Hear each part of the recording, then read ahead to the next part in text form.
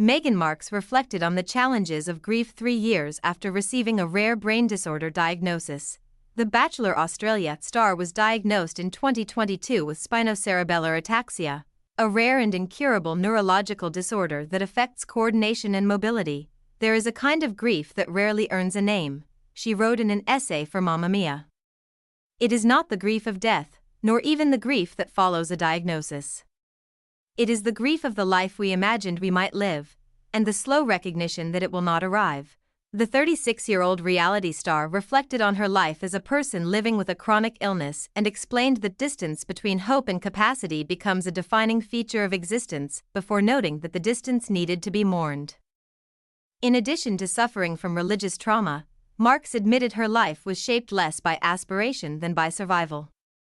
"Recurring depression and cyclothymic disorder threaded through my adolescence and adulthood, sometimes treated and sometimes not." Her diagnosis gave language to what had always been present, a body and mind operating under constant strain. It explained years of instability, fatigue and inconsistency that had been misread by others and by myself as personal failure, she wrote. "These forces did not merely interrupt my life, they structured it." Markle's time in front of the camera affected her in waves, both physically and mentally. Each cycle ended the same way: withdrawal, fallout, failure, Markle noted. Regret became dense and immobilizing.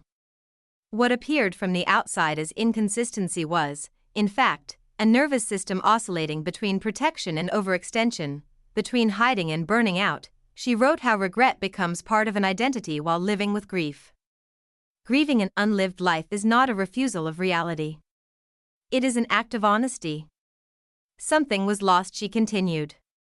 "Pretending nothing was lost binds us to shame, naming it allows movement."